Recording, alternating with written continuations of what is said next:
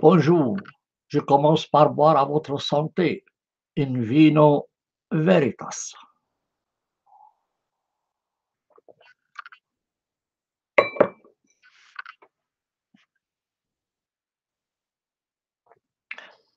C'est le 5e épisode de la série d'articles intitulée La Palestine et le nazisme juif, publié en arabe et en français, enregistré sur ma chaîne YouTube. Les articles en langue arabe sont publiés sur ma page dans le forum arabe Al-Hiwar Al-Mutamaddin. Je réitère ici que la notion de nazisme juif n'est pas de moi. Elle est empruntée au philosophe israélien Yeshayahu Leibovitz, professeur de l'Université hébraïque de Jérusalem, et décédé en 1994, opposant de la politique d'Israël, qu'il décrit comme étant un régime judéo-nazi. Nous parlerons ici de la confiscation des biens des non-juifs et leur attribution aux juifs.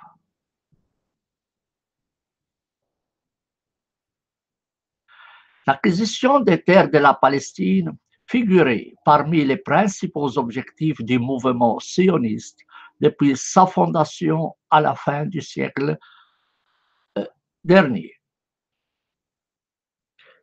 Tandis que jusqu'en 1948, ce mouvement était obligé de procéder de manière très discrète, alternant là-bas à la pression, voire les menaces déguisées. Il lui sera possible de donner libre cours à ses ambitions immédiatement après la création de l'État d'Israël à travers tout un appareil juridique contre les Palestiniens non juifs. La première de ces lois date de 1950 et concerne les biens des propriétaires absents. Étaient considérés comme absents non seulement ceux que l'État d'Israël a expulsés ou qui ont dû fuir devant les massacres, mais aussi les personnes qui s'étaient déplacées d'une région à l'autre pendant les hostilités ou pour une affaire.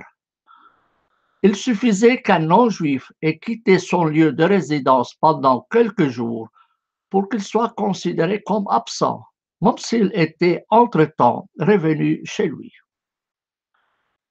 Il suffisait aussi que l'administration ait établi une attestation affirmant que telle ou telle personne était considérée comme absente sans vraiment l'avoir été.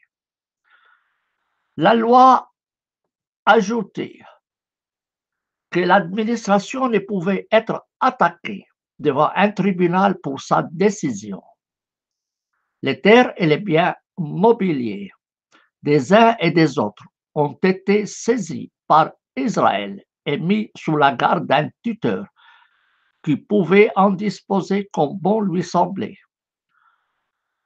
Selon l'annuaire du gouvernement de 1959, les biens ruraux des propriétaires non juifs déclarés absents de la sorte comportaient 300 villages abandonnés ou partiellement abandonnés. Quant aux biens urbains, ils sont composés de 25 416 bâtiments avec 45 497 appartements et 10 729 locaux commerciaux, ateliers, etc. La deuxième loi est un règlement urgent de défense, hérité du mandat britannique et reconduit par Israël. L'article 125 de ce règlement permettait à l'autorité de déclarer une zone comme close. Ainsi, on expulsa des villageois non juifs de leur village déclaré zone interdite. Une troisième loi de 1949, dite ordonnance d'urgence, zone de sécurité, permettait à l'autorité d'expulser les habitants d'un village, de leur en interdire l'accès, celui-ci n'étant accordé qu'aux seuls juifs. Une quatrième loi de 1949 permettait à Israël de déposséder les paysans non juifs de leurs terres jugées mal exploitées pour les donner à des kibbutz. Une cinquième loi de 1949 visait à combler les lacunes que pouvaient présenter les précédentes lois. Cette loi permettait à l'autorité de saisir la terre d'un non-juif pour raison de sécurité ou d'autres raisons, mais aboutissant toujours au même résultat, déposséder le Palestinien non-juif de sa terre pour l'attribuer à des juifs. Une sixième loi de 1953 couronne les 5 premières lois. Elle réglait le transfert de la propriété des terres confisquées par les lois précédentes à l'autorité de développement. On entend souvent dire que les Palestiniens ont vendu leurs terres à l'agence juive et au Fonds national juif. Ces organisations, cependant, n'ont pu acquérir jusqu'à la création de l'État d'Israël que 9306 939 000 dunums au grand maximum, ce qui représente 3,5% de la Palestine sous mandat ou environ 5% du territoire d'Israël avant 1967. Le Fonds national juif estime que les terres appartenant à des Palestiniens tombées dans les mains de l'État d'Israël à environ 88% de l'ensemble des terres de la Palestine dans les frontières d'armistice de 1949. Sur les terres appartenant aux Palestiniens non juifs, l'État d'Israël a créé de nouvelles localités, des kibbutz et des moshav. Les non-juifs ne peuvent résider dans ces localités construites sur leur propre terre. Ils n'y sont admis que comme travailleurs. Cette interdiction est motivée par le concept de la rédemption de la terre. Rédemption de la terre. Enseigné dans toutes les écoles israéliennes dès les jardins d'enfants. Lorsqu'une terre, propriété d'un non-juif, devient la propriété d'un juif, cette terre est considérée comme rachetée dans le sens religieux du terme, même si elle a été confisquée par la force et l'expulsion de son propriétaire non juif. C'est le cas de la très grande majorité des terres d'Israël, environ 92%. Ces terres ne peuvent ni être vendues, ni louées à un non-juif. Aucun non-juif ne peut y ouvrir un négoce, ni et si un juif viole cette interdiction, il est poursuivi devant les tribunaux.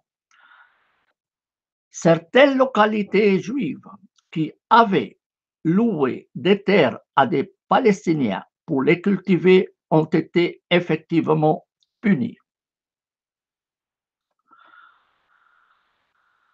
Cette interdiction est aussi valable dans les kibbutz, construits en général sur des terres prises aux Arabes. Une fille juive habitant un kibbutz mariée avec un jeune Palestinien s'est vue interdire de rester dans ce kibbutz, pourtant situé sur l'emplacement du village détruit de son mari.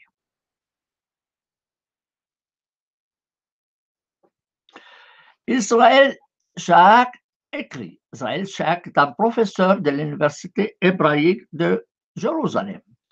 Il écrit, les kibboutz, y compris ceux affiliés au parti Mabam, sont les plus racistes en Israël après les nationalistes religieux, car ils cachent leur racisme avec une sorte d'hypocrisie révoltante.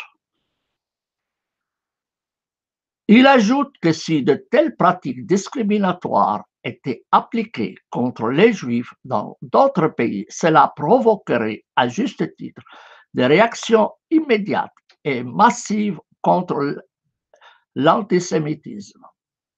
Quelle est donc la différence? Et il répond, en fait, les sionistes ici, en Israël, et les antisémites ailleurs se trouvent du même côté de la barrière. L'État d'Israël et les organisations sionistes réussissent à faire ici, en Israël, ce que les antisémites essayent généralement sans succès de faire dans d'autres pays. Fini ici la citation d'Israël Shach. Signalons ici que le concept de la rédemption de la terre s'applique aussi aux colonies installées dans les territoires occupés en 1967. Seuls les Juifs peuvent devenir membres de ces colonies, y habiter et ouvrir un négoce. Ici se termine donc le 5e épisode de ma série intitulée La Palestine et le nazisme juif. Je bois de nouveau à votre santé in vino veritas.